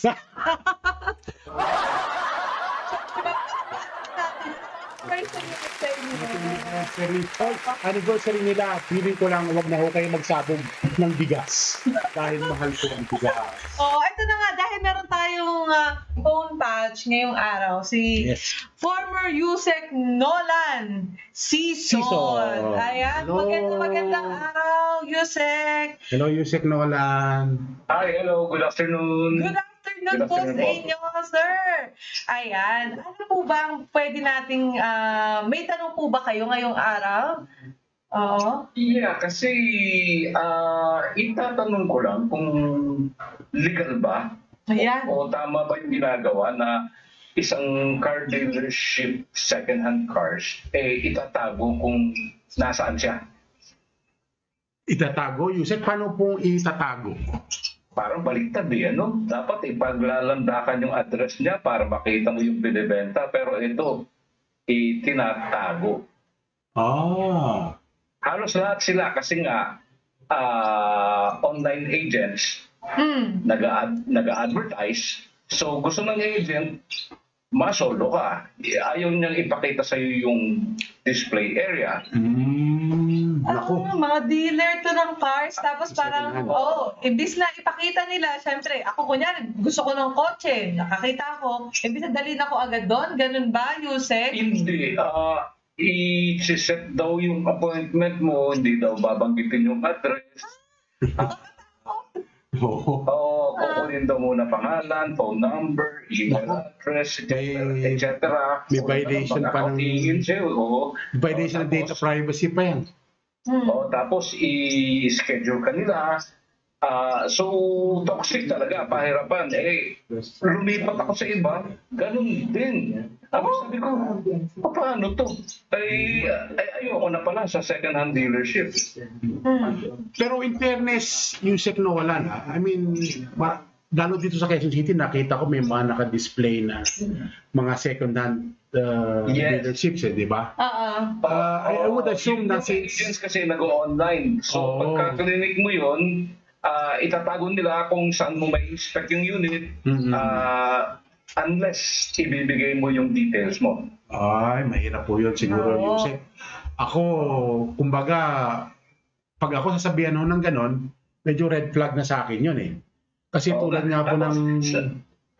Ito pa isa, subukan nyo na bumili sa Lazada ng electric car or bumili sa FB Marketplace ng electric car. Ililipat ka nila sa Viber at pagkatapos, kung ano-ano hihingin sa'yo, pati pera hihingin sa'yo, sabi ko, hindi ako nagbibigay ng pera sa hindi ko kakilala. Oh my God. Mahirap po yung ganon yata. Oo. Mahirap po magtiwala. Legal daw ba yun, attorney? Well, una-una po let's take it muna from the aspect ng are they legally authorized to sell. Being a business. Di po ba? Siyempre I don't know kasi kung madadaanan mo yung mga second-hand car display, walk-in ka lang, okay na sa kanila. Kaya nga po. Pero I would only Madadaanin ka sa be... butas ng karayom. Kaya nga po. I would only be referring po kasi doon sa legality muna ng kanilang negosyo. So kung halimbawa meron silang say DTI registration, kung meron kang mayor's permit, I would assume kahit papano they would check the boxes doon sa legitimacy ng operation. Ngayon, Yes, ito pa isa. Opo. Bodega daw sila ng electric vehicles. Pinuntahan ko. okay. 64 Haumart, Balintawak, Quezon City. Pinuntahan ko talaga. Pagdating ko doon, wala ni isang electric car, puro construction materials. Wow. Tapos sabi ng mga bodegero, nako, hindi ho dito yun, baka sa iba yun. So how siya yung reklamo ka sa kausap mo, wala naman dito. Tapos biglang sasabihin, i-check ko po. Sabihin ko sa amo ko. Tapos i-dribble ka na nila. Sabi ko, ano po? Mahirap po yata kadil yung mga ganyan. Like what I said, no? Pagka ganyan po yung dating kagad, may red flag kagad siya, hindi niya ma-establish yung legitimacy ng binibenta niyang items. Sabi ko nga po, I would, as a vigilant consumer, I would first ask, meron ka bang DTI permit? Meron ka bang mayor's permit? Kasi unless po ikaw ay owner na binibenta mo lang yung unit mo and you're not really in the business of selling, hindi mo naman po kinakailangan ng DTI registration or ng mayor's permit. Pero kung mga agents po yan, sa simula pa lang, puro DTI, business permit, ano pinapadala sa akin. Pinapasala sa kanya. Ini-establish yung legitimacy nila. okay. Para maniwala ka. Okay. Pero na-verify niyo po ba yung kanilang mga papel na pinadadala? Ako, ipapadala ko sa inyo yung mga papel Ay, sige po. sa akin. Sige po, para maipadala din po natin doon sa business name registration ng DTI para ma-verify din po natin. Tama kayo Parang fictitious lahat ito tapos naghahanap sila ng tsansa ng mga biktima ka. Opo. Oo, parang baka gusto lang nila talaga makaskam ng mga tao. Siyempre, mas mura ba? Yuse, kunyari. Inventaryo. May tanong lang po ako, mas mura ba sila kung titingnan mo yung presyo? Yes. Oh, I see. Too good to be true. Oo, tama. Opo. May ganun. Mabuti po natunugan nyo kaagad. At, Hindi kasi sa umpisa pa lang, may 25,000, 50,000 na electric vehicle. Sabi ko, Mga dito. vehicles. Hindi naman siguro masamang manubo. Tama. So, sumubok akong bumili. opo. Tapos yung pala, wala pala dun, Wala pala doon yung item. Walang item. Mabuti na lang, wala kayong dalang pera ng time na yun. Oo. Pero doon sa mga legit na second-hand cars, agents, doon ako naiinis na kung saan pasikot-sikot ka padadaanin at pagka tinanong mo yung address please, iba yung sasagot sa'yo. Your location please, iba na naman ang isasagot sa'yo. Mahirap po. So sabi ko tinatago ito Oo. Tsaka mahirap po talaga yung mga ganyang kausap na mahirap pagkatiwalaan. Ika nga. Kasi kung ikaw talaga may gusto kang ibenta, tama ka doon, Yusek Nolan, kung may gusto kang ibenta, mostly talaga, ina-advertise mo yan, di ba? Para mabenta. Yes, kaya naman ang kliyente. Kliyente, papakabenta. And if I may add, yun nga po kasi din ang kainaman kapag kayo nagbebenta, hindi ahente, kundi yung mismong may-ari ng unit. Makikita mo yan. Okay, tama. Kasi kung yung mismo may-ari ng unit, well, at least from my experience po, hindi ko ganyan kausap yan. They would really tell you, sige, pumunta ka sa ganitong address, andito yung unit, tingnan mo, inspeksyonin mo, magdala ka ng sarili mong mekaniko para ma-check mo mabuti kung okay ba sa yan, ite-test drive mo pa yan. Di ba? And at the end of the test drive and your negotiation, dito pala kayo pepresyuhan. Walang hihingi sa yung Mm. pera before makita mo yung unit. Mm. Di ba? Hindi tulad yung parang naalala mo pagka tuwing election, may nagbebenta na ika ng mga milyon-milyong piraso ng t-shirt. Oo, million. Scam pala na pag hindi Oo, posturing ka. Kasi sobrang mura eh. Di ba? Oo, Parang ganun. Eh, yun sinasabi ang nila, mga dahil pinipili demand ko. ngayon ang t-shirt, Oo. bababa rin presyo.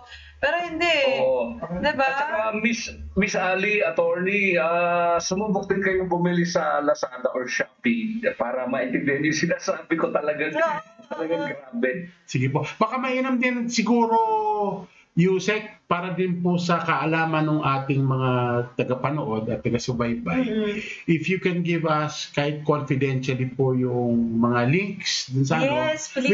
we can probably also help din yung mga viewers po natin to at least avoid ito pong mga ganitong tao na kausap. Mm-mm. If it's okay with you. Yes.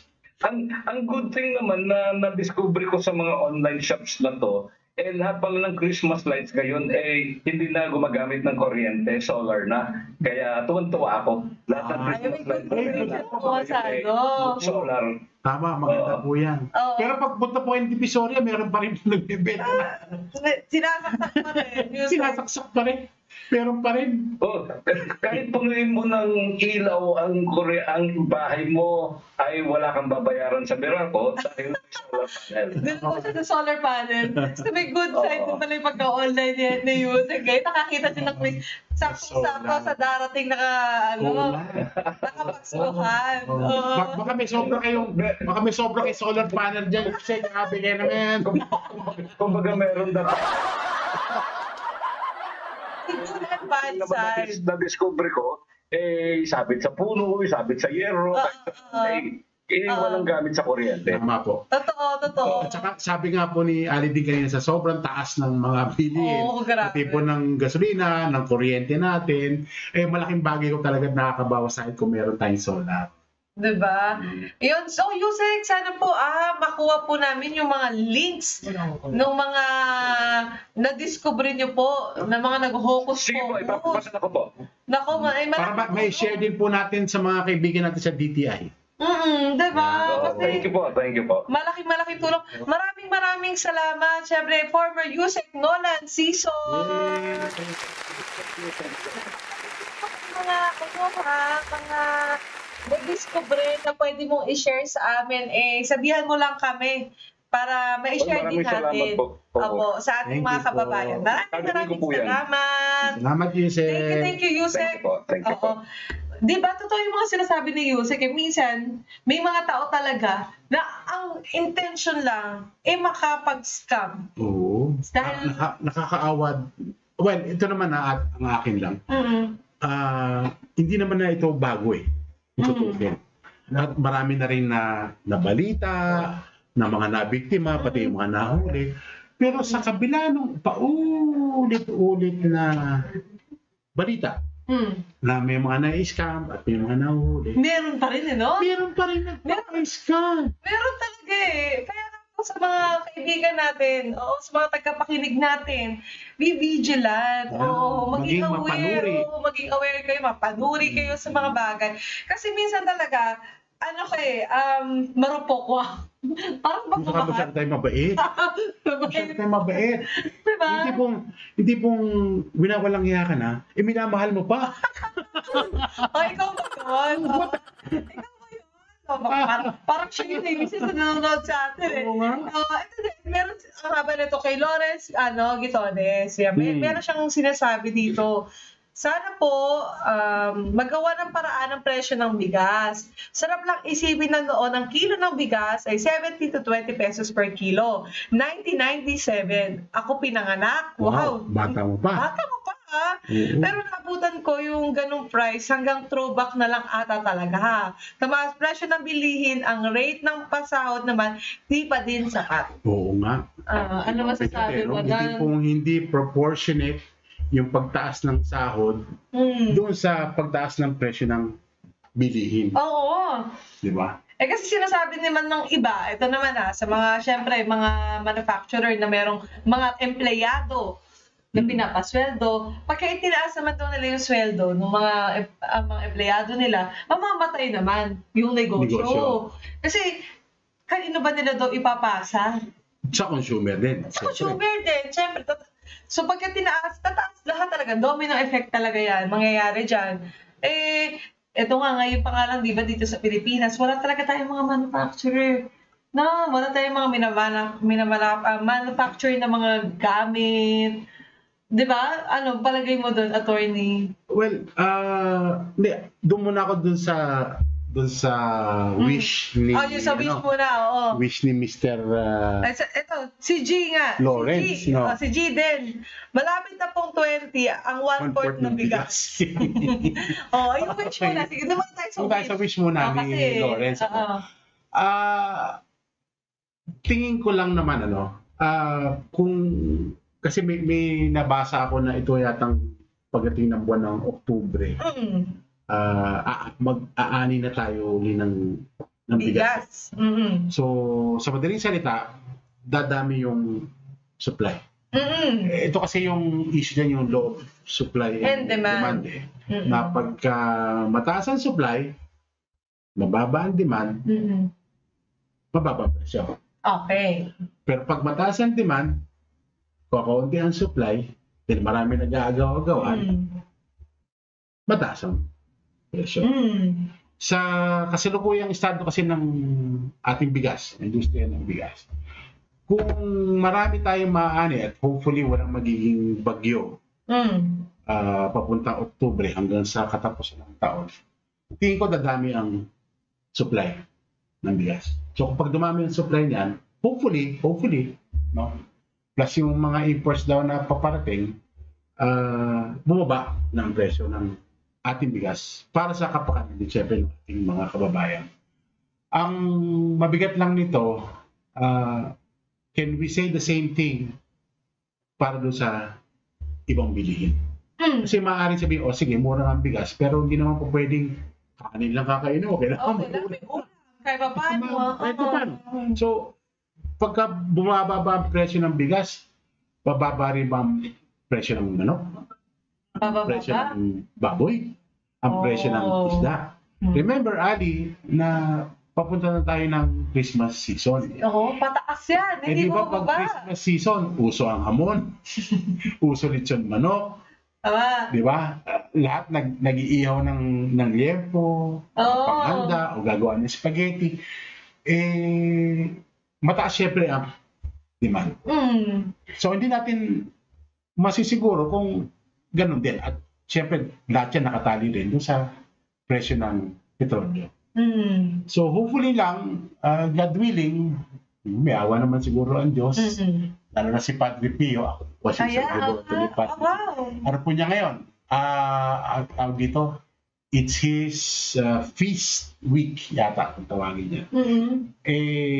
Lagi ko pinagdarasan ng ating mamamayang Pilipino na sa kabila ng hirap na dinaranas, sana yung maibsan kahit pa paano going towards Christmas. So true. Ito na, may pahabol si Lawrence. Sabi niya, paano po yung malalaman kung bumababa ang supply? May mga producer po na mga nag-iipit ng supply ng bigas. Kaya po nagtataas. Dapat po sana may magawa na batas na mabigat ang kaso. Baka sakaling mabawasan ang nagawa ng ganong modus. Yung magagawa doon ng ganong modus. Maganda yung obserbasyon ni Lawrence. At maaari ko rin siguro bagatin recently, parang may nahuli daw yata silang isang malaking warehouse ng bigas, di ba? Parang 70 million. And hopefully, dumami pa yung mahuli nila. Ngayon, meron din kasi tayong batas na ipinasa nating Kongreso, yung tinatawag nilang batas against economic sabotage. Kasama na dyan yung sa hoarding, no? So, sa pagkakaalala ko, mataas din ang penalty dyan sa pagkakulong, pati pagkakita. Pero hindi kasi din dyan natatapos yung problema eh. Halimbawa, may mahuli ka na mga nag-ooperate o nag-hoard. Pwede ba natin masabi na matatapos na pagtatago ng gas? Saka hindi lang bigas, attorney, minsan, di ba, yung asukal, Bukal, sibuyas. sibuyas. Marami yung mga basic eh. Oo. Pero yun nga, mabalik lang kasi ako doon. Lalo kung ito ay mga ini-import natin at nahuhuli nga doon sa warehouse. Hindi mo maalis sa isipan mo dahil imported yan, paano nakapasok? Oo, syempre, oo. Ayan, concerned din Kasi hindi ka consumer naman, natin yan. hindi naman tipong galing yan sa kalangitan at nahulog bigla doon sa Pumaksak doon, di ba? warehouse. Di ba? Oo. So, yun ang unang katanungan mo dyan. Pangalawa, kailangan alamin mo rin kung dahil warehouse nga yan ng bigas, sa pagkakalala ko yun yung mga warehouse kasi din ng bigas, ino-operate, at least alam yan, nung ahensya nating pamahalaan na tumutugon dyan. So, paano NFA ba yun? O agree? hindi ko masabi kung sino sa kanila ang ano eh. Pero ganun pa man, ito kasi yung mga katanungan na kailangan din siguro masagot. Kasi sabi ko, hindi naman maaaring basta bumagsak yung galing sa langit at nahulog doon sa warehouse. Oo. May pagdadaanan kasi. Kailangan malaman kung sino sino yung mananagot, kung bakit tumataas. Bukod doon sa mananagot, Oo. kailangan din nating matunton saan ba problema kaya umabot doon sa hulihan sa warehouse. Kasi hindi yan na dapat Dahil hindi na yung nakalabas muna.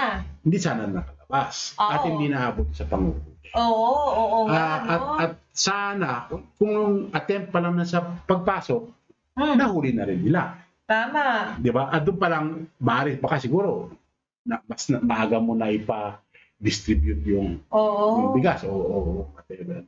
But having said that, sa akin nga sana, medyo kailangan mong holistic going towards Christmas eh. Kasi yan ang isang season na lahat ng Pilipino ay sineselebrate. Regardless of religious affiliation. Whether Kristiyano ka o Muslim ka o wala kang Christmas yan eh. Lahat ng tao dapat masaya. At lahat ng tao gusto maganda. So, hindi mo pwedeng kanin lang ang handa mo. Di ba? Parang bigas. May nato pa rin 20 pesos ang bigas mo, pero wala ka na maulam. Paano mangyayari naman sa iyo, di ba? Nakakalungkot pa. Sana lang sabi ko, holistically, matugunan yung lahat ng bagay. Ulam, yung ihahanda mo. Alam mo, ang Pinoy, hindi naman niya kinakailangang garbo yung handa eh. Hindi ba kinakailangan magkaroon ng lechon? Kasi importante na lang, buong pamilya mo, meron kang may lalagay sa pagkainan na pagkasaluhan nila. Sabi niya, ito si Lawrence, parang thank you Lawrence sa pag-share ng thoughts mo. Kasi sabi ni ni Lawrence, ang mahal na po ng bilihin, ang mahal pa po ng VAT tax sa bilihin. Ang hirap isipin paano yung may mga malalaking bilang ng miyembro ng pamilya, nakakalungkot isipin. Oo nga, imaginein mo, kung kayong mag-asawa, pagpalagay nating 5 taon na kayong kasal, tapos taon-taon nag-aanak ka, so meron ka kagad 5. Ito na kayo. Pito na agad, no? Ganun-ganun lang bilis. You'd be surprised. Iba nga, 2 pa sa 1 taon eh. But ang punto ko nga kasi dito, ayoko ibaling ang sisi kahit kanino man. Yes. Kailangan ilagay din natin sa ating isipan na ang Pilipino talaga, traditionally, kahit kami, I would say, 7 kami magkakapatid. Kami, 6 kami. Imagine. Kasi traditionally, ang Pilipino talaga, gusto nila malaking pamilya. Malaking pamilya, masaya eh. Masaya. Kanya lang, kinakailangan, at ang Pilipino naman di tamad eh. Willing magtrabaho lalo kumpara sa pamilya niya. But, kinakailangan lang talagang bigyan mo siya ng sapat na opportunity. Yun, totoo yun. Yun ang hinahanap ng Pilipino. Bigyan mo lang siya ng tsansa ng na trabaho, makapaglaban ng sabayan. Oo. Ng malinis. Totoo. At hindi magugutom ang pamilya niya. Kaya lang... Ngayon kasi hindi naman ito napansin ka ng attorney, parang ngayon kasi yung trabaho, ang hirap hanapin. Ang hirap hanapin. Kasi kahit may mga job fair, di ba, mayroon namang kasama at ang DTI dyan sa mga job fair na yan, meron mga nag-organize yan. Pero makikita mo pa rin yung Kulang. kulang o yung pagka meron na nga silang pina-flash pa sa TV, di ba? Na mga kung ilan na walang trabaho ngayon, sobrang dami talaga na parang isipin mo anong nangyayari. Ito nga, matatawa ka. Oo. Nung minsan may nabasa ako nag-viral siya sa Twitter. Oo. Hindi ko nababanggitin yung kumpanya, baka maging sponsor natin. Bagay naman. Dapat naghahanap siya ng kahera. Kahera. Anong qualification standards niya? Parang nakita ko yan. Kailangan college graduate. Kailangan may pleasing personality. Oh my At God. kinakailangan daw, itong highlight yung kanyang weight ay proportionate sa kanyang height.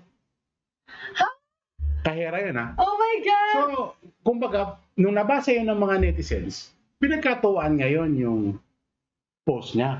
Kasi daw, ang pwede lang daw mag-apply sila Rabia Mateo, sila Pia Wurtzbach, at maaari si Ali Forbes lang.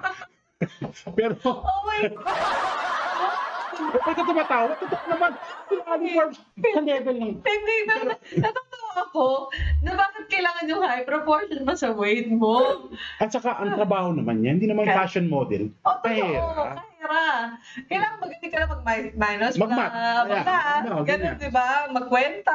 But ang point ko kasi dito is that, marami rin kasi sa mga job openings ngayon, yung qualification standard nila is sobrang taas para dun sa trabaho na inialo. Totoo. Pag naman ganun din. Hindi Diba? ako baka siguro yan ay din na isang bagay na maaring tingnan ng ating pamahalaan. Baka dapat medyo i-match mo naman yung hinihingi mo Oo nga.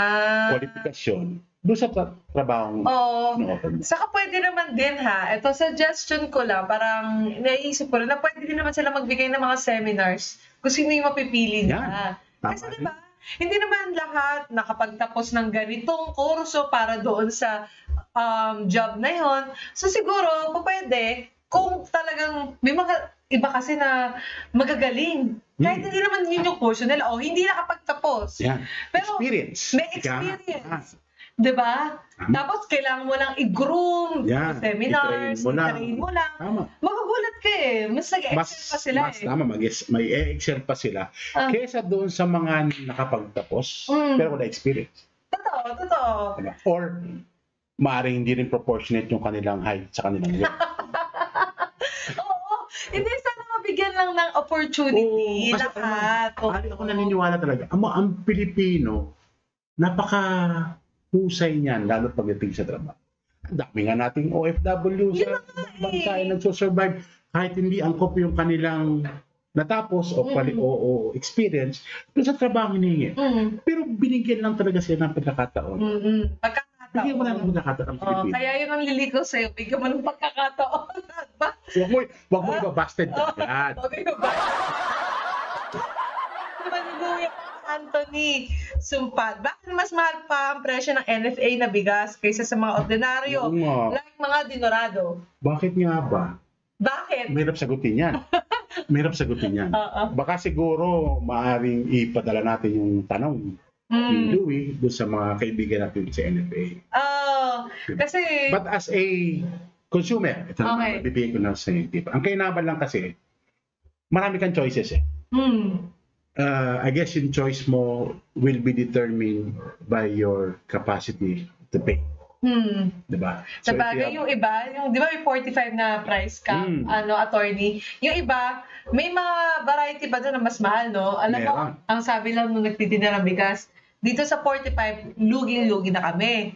Bumabawi na lang kami dito sa mga kayang bumili ng mga 55 pesos to 60 pesos. Marami talaga bumibili talaga na mas mahal. Oo. Totoo yan. Marami bumibili. Kanya nga lamang, ito ang mabigat kasi, yung mas nakararami sa atin, cannot afford yung mas mahal. Oo. Hanggat sa maaari, kung makakatipid nga sila, mas bibili nila yung mas mura. Saka may Pilipino, basta masarap ang bigas. Kahit anong ulam, Actually, ito nga, minsan nasubukan ko eh. Kasi kahit yung NFA rice, nabili naman ako niyan. Oo. Sabi kasi iba, ay pangit yan. Hindi makalsa, may variety. maitim, ganyan-ganyan. Alam mo, technique lang dyan, hugasan mo ng 3 beses. Talaga Damihan mo ng tubig. Huwag mo na magawin lugaw, pero yung sabi, Parang gano'n. damihan mo na ng tubig. Aarsat. Kapag ginagawa kayo lalo yung mga, yung red rice. Red rice. Nataon kasi nung minsan nagbubuklat ako ng pantry ko. Nung nasa DTI kasi, may bigay sa akin ng isang katon na red rice. Red rice. Sabi mo, ano pa yun? 8 years ago. Ano sa pati ko? Pero ano siya, vacuum sealed. Hindi, okay. Vacuum seal. Vacuum seal siya. Vacuum sealed siya. So, hindi siya nasira. Pero sabi ko, sa tagal dito, umalsa pa kaya ito? Binabad ko ng mga 30 minutes sa tubig. So, binabad mo muna, hindi mo agad siya sinahin? Hindi. Ganun Kasi ba? matigas yun. Okay. Binabad ko ng 30 minutes. Tapos saka ko siya Sinahin? kinain. Ah. Sarap siya. Ganun At saka pala. supposedly healthy yung... Ganun pala yung mga ganyan na rice, pinababad pala. Bababad mo. Ay, hindi mo binabad. Hindi. Yung brown rice na. Ito yan. Bababad mo na muna sa tubig. Hindi ko alam. Oo. Pero marunong ako magsaing. Ayan. Pero hindi Pero ko rice cooker gamit mo. Oh. bakit dyan. Rice cooker. Tubig. Hindi, yung Hindi, tubig. depende. Depende Meron akong nabili long time ago. Ano ba ito? Tip na rin sa ating mga tagapanood na consumer. Baka lang health conscious kayo. May nabili kasi ako na rice cooker na 1/3 or 30% ng starch content ng bigas, inaalis niya. Kasi lalo kung diabetic ka, yan ang mataas makapagpataas ng blood sugar mo. Yung starch ng bigas, mataas ang sugar content no. Kaya kapag kumain ka ng maraming bigas, especially for us diabetics, mag-shoot up ang blood sugar mo. Oh, see. Yeah. Hindi ko na alam mataas ang blood sugar ni Director Danny. Pero tip yan, ito nga nabili kong rice cooker, sinasala niya yung bigas so much so that yung tubig na dapat itatapon niya palabas, iniiwan na sa ilalim. Yun ang 30% na starch na nawawala. Wow, ang ganda. Hindi ko lang pwedeng banggitin yung brand kasi hindi ko namin sponsor dito. Pero, beke naman. Click na lang tayo. I-post na lang natin. Di ba? Ito na nga. Sabi naman ni Lawrence, sa panahon po kasi ngayon, ang qualification sa trabaho, balik tayo sa trabaho, kailangan college level. Ang trabaho naman gagawin, hindi naman need ng ganong qualification. Tama. Yan din po ang dahilan kung bakit may mga mayayaman tayo na hirap makapagtrabaho dahil sa ganong qualification. Mamamayan. Ayan. Tama yan, Lawrence. Ako na tumbok mo. Talagang hindi nagmamatch yung trabaho na iniaalok doon sa kwalifikasyon na hinihingi ng employer. Baka nga high time na well, maybe the Department of Labor o sa private sector i-adjust. Kung maaari, hanggat sa maaari lang naman, maipantay nila kung ano yung hinihingi sa gobyerno. Kasi for certain positions na magka-level naman sila, papansinin mo medyo mataas pa nga ng konti yung sweldo sa gobyerno, pero mataas yung qualification na hiningi sa private, pero mas mababa sweldo. Oo nga, totoo yun. Diba? Napansin ko nga yun. Pero parehas ang trabaho nila. Pero sinasabi nila mahirap lang doon pumasok sa gobyerno. Well, ano nila? Kasi unang-una, bago ka kasi makapasok na kailangan may civil service ka. And depende pa yan sa level ng papasukan mo. For the first level or the second level, yung kung anong klaseng civil service eligibility pa yan. Tapos kung habang tumataas ka pa, bukod doon sa mga parang qualifying exams, meron pa yung tinatawag natin yung executive leadership training, yung career executive service officer exam. So, marami talagang requirement unlike sa government, minsan, well, you don't really have to go through all of those exams anymore. Pero ang sad part nga lang kasi dyan is that, sabi nga, kung parehas ng level between the private and the public, bakit magkaiba yung qualification standard? Tapos ang sweldo, magkaiba rin. Which is, well, to my mind, should not be the case. Dapat kung parehas ang trabaho, parehas ang requirement, parehas ang sweldo. Oo, private ka man o nasa gobyerno ka man. Hello, George, Albina, gandang hapon. Hello, George. Gandang hapon sa'yo, George. Dami na ating Oo nga. viewers ah. At dahil sa bilis talaga ng oras natin ngayong araw na to. Ha? Oo, di ba? Ganun lang. Tapos na tayo? Oo. Oh my God. Wala pa tayong sponsor niyan. Kaya po, agad na sa mga kaibigan natin na tumutok. Opo, dito sa atin. Ito, meron May mga pahabol pa tayo. May pahabol tayo. Sige, brad natin. Si Louie, sabi niya, usap po. Uso. Uso po ba? Palakasin system Palakasan sa system. palakasin. Sa pag-apply ng trabaho. Kasi way back 2011, sa ina-applyan ko. Unang tanong, si Baker mo pag wala ka Baker. Si Baker mo pag wala ka Baker kahit graduate ka ng college, di ka matatanggap. Palakasan. Yung parang ano. Well, oo. Oo. Nakakalungkot mang May Baker. aminin, pero talagang nangyayari pa rin po yan. On one hand, ito lang po siguro tingnan natin. Kung ikaw naman yung employer, aplikante ka, hindi naman tayo magkakilala.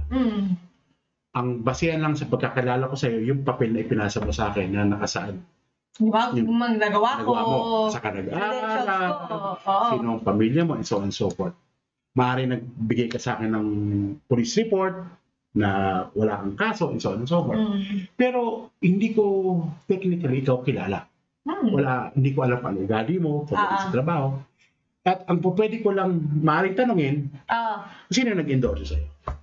Pwede. O nga, no. Yun ang kagandahan lang, no?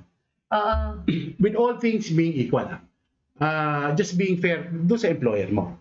Kanya lang, kung yung mag-endorse sa'yo would be the only basis para tanggapin kita, tingin ko mali yun. Ibig sabihin, tinanggap kita dahil qualified ka. Yun na maganda. Maganda yung nakalagay sa by data mo, sa resume mo. Wala kang mga kaso, halimbawa, hindi ka pasaway sa barangay nyo. Di ba? Mga ganong bagay. At to reinforce this information, meron akong isang taong pinagkakatiwalaan who will vouch for you.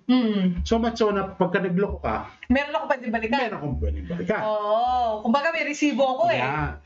Kanya lang, sabi ko, on the other hand, ang pangit ng is, tinanggap kita dahil may nag-endorse lang sa'yo. Yung tingin ko mali. Mali. Tapos hindi ka Mali. qualified. Hindi ka tapos diba? Hindi naman ito. Yun. But sana, in the ideal world, kung po pwede, lahat ng mag-apply na qualified, matatanggap. Na hindi na kailangan ng sinong bakit. Marami ako. Sana. Ito na nga. Ang bilis-bilis ng oras, Attorney Ansel. Dapat sa atin, mga 6 hours ang Oo, program. kasi marami mga pwede natin, sabi nga natin, i-discuss. Siyempre, sa susunod na Tuesday, magsama-sama po tayo ulit. At bago tayo magtapos, gusto po nating batiin ulit ng happy birthday si Attorney Jojo. Ako, happy birthday! Jojo, ulit siya namin. Bigay naman. Gusto rin natin batiin si Director Sawali. Ayan, sir. Magandang araw po. Pero, sir, kumusta po? Yung kape po sa inyo, masarap daw po. Super. Pag ano po kami, courtesy kami sa inyo. Bottomless. Bottomless coffee. At syempre, kay Secretary Alfredo Pascual. Ayan, marami Hello po. meron pong mahabol. Din po si PO, Deputy Director General Attorney Ann Cabutchan. Belated happy birthday, DDG Ann Cabutchan. Ka-birthday niya yung wife ko, no? 17. Ay, happy birthday! Nanay Juliet, ayan, thank you. Hi, Nanay Juliet. Kasi ganda mo rin ba? Nilay ako. Ayan, maraming pasalamatan. Batiin ko yung aking misis, si Myra, yung mga anak ko, si Bea, si AV, si Vito. At syempre po yung mga yung mga tiga DTI na Ayan. nanonood din po ngayon. Hello po! Hello po sa inyong lahat. Positive, ano? Oo. Ay, tsaka po yung mga yung mga barangay officials po ng barangay Bel Air, mula po kay Kapitana Nelly Lichao po at yung mga kagawad po, members ng council. Mabuhay po kayo lahat. Mabuhay kayong lahat. At syempre, again, ayan, ang bilis ng oras. 2 oras na naman Oo. ang natapos. Oo, dito po sa ating diskusyon. Again, maraming salamat po sa lahat ng mga tumutok dito sa atin. At magkita-kita po tayo next Tuesday dito sa ating FB Live para mas marami pa tayo matutunan. At kung kayo po ay merong mga reklamo o gustong i-share sa amin, pwede po kayo mag-comment dito sa ating Facebook Live o kaya po mag-send ng message dito po sa Tinig ng Consumer. Again po, ako po si Ali with our attorney Ansel Adriano at magkita-kita po next Tuesday dito lang sa Tinig ng Consumer.